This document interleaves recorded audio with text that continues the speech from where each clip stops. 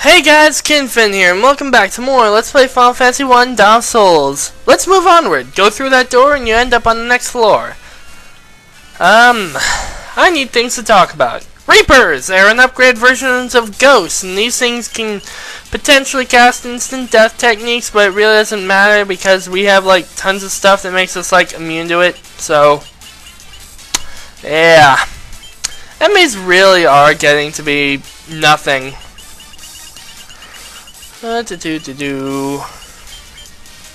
mean, we will eventually get into some semi-decent enemies in this place, but for now, we're still good. You're basically safe for most of the enemies in this game until you, well, by in this game, I mean in this dungeon, until you hit the 30th floor and take on the third boss. And even then, it's not too much to worry about. Now, as you saw, those guys were casting Dispel, which, you know, dispels the, positive stuff that you put onto your team. Like, wait. What's up with the... Oh, I think that's like slope... I don't know. That was probably the slow spell and I just wasn't paying attention. I'll look more into it. There was some weird aura on the night and I didn't recognize it off the top of my head. Again, not like it matters, because we're so powerful that we can take on pretty much everything and anything and anything and everything. Redundancy. It's what's up, or it's, I don't even know where I was going with that. Dark Wolves. These are an upgraded versions of the wolves, and there's really nothing special about them. I think they may be able to blind you, which would be useless anyway. So, just kill them. Oh boy. I really have nothing to talk about. I suppose I could humiliate myself and sing the Sailor Moon theme song. Nah, I'm not gonna do that. It's weird. I hate that show, I hate that song, and yet it's so catchy. Ugh. Seriously, what the hell? Okay, there's something interesting to talk about. Reapers can drop a weapon called the Deathbringer, which I'm not sure how strong it is compared to Excalibur, but it casts a death spell when used as an item, and can't be used by knights. I guess it's a ninja weapon. Makes sense. But yeah. Anyway, the reason I even have that song in my head is because of Odinspec33. I was browsing his channel's videos, and I came across him singing that, and it was stupid and ridiculous, but it got caught in my head. Dang it, Odinspec. Oh boy. Some of the things that some Let's Players do, though. I mean, seriously. I mean, Proton John, he's in the middle of playing Superman 64, and in his Let's Play of Superman 64, he did a complete playthrough of, Bone Snatch, upgrade Skuldier, or whatever. Anyway, in his playthrough of Superman 64, he actually managed to fit in an entire playthrough of, Superman for the Game Boy, which is both awesome, sad, scary, and hilarious at the same time. Oh boy. But yeah. Ooh, X potion. Ooh. Oh boy. Oh great, the beaver floor. If you don't get this floor's gimmick, hold on.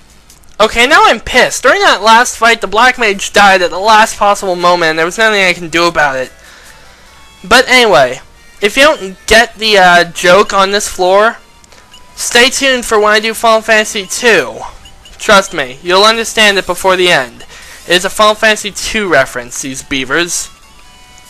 It also gives me some great opportunities to make some sexual innuendo jokes, but I'm not going to do that.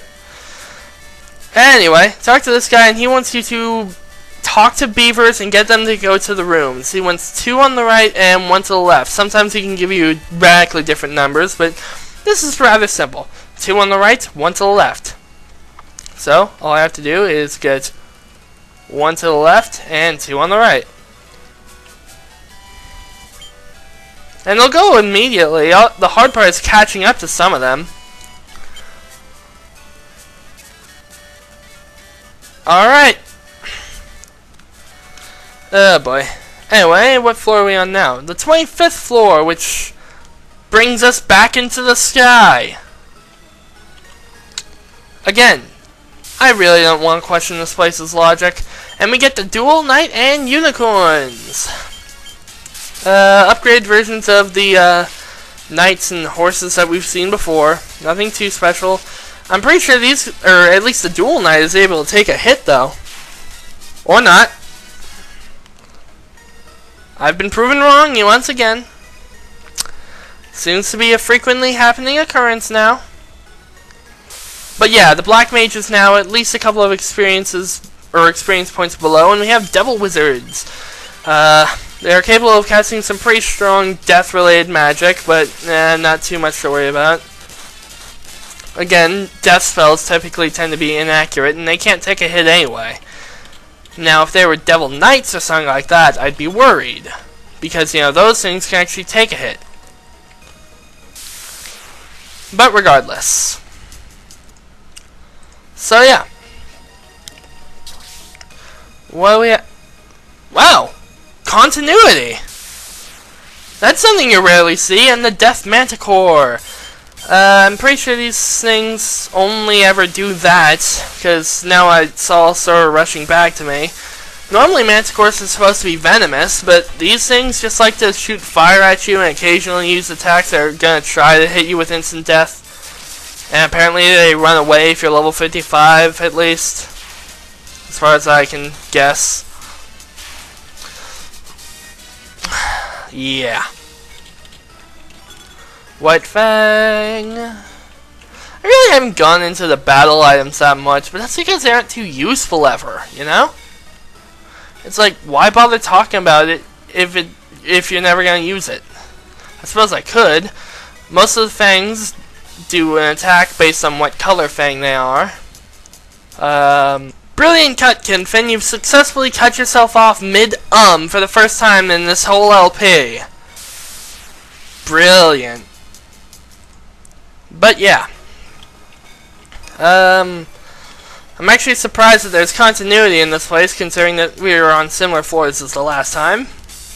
I mean, typically you'll just go from a lava level to an ice level in this place. But it's interesting to see floors that actually make sense. You know what game I'd really like to LP but don't have? Cthulhu Saves the World. It's this awesome indie game on Steam. Knockers! You know where I'm going to go with this. It's too perfect. And sometimes you'll run into exactly two of them in one fight. You know, some other enemies sometimes too in the fight, but sometimes you'll run into exactly two of them in one fight. See? Look, now we're fighting a pair of knockers! It's too funny and too easy. Oh boy.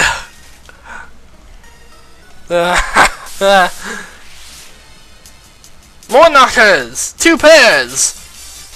In other news, we have maxed out the knight's maximum HP. It cannot go any higher.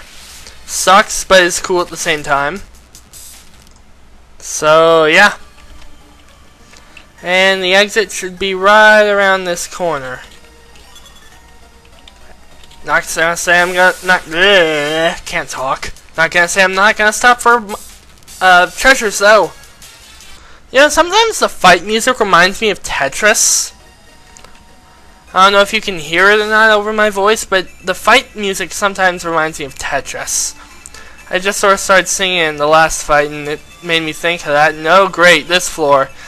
I'll go for it. I'm like mentally stupid when it comes to mazes, though. I don't know why. I just have an amazing ineptitude. And if I had emphasized the word the maze part of amazing, I would have made a pun worthy of Chugga Conroy. But I failed to think of that at the moment when I said it.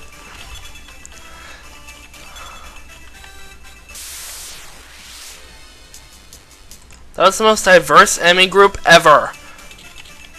Seriously, a Gigas, a wolf, a goblin, and a lizard. But regardless, let's just get out of here. You're not gonna trick me again like you did when I did my practice run of this place. And now we're almost out of this place, and it would seem I'm coming up on the limit of my time. So until next time, I've been Kinvin, and I have no secondary thing to say for my outro. And I'll see you guys next time.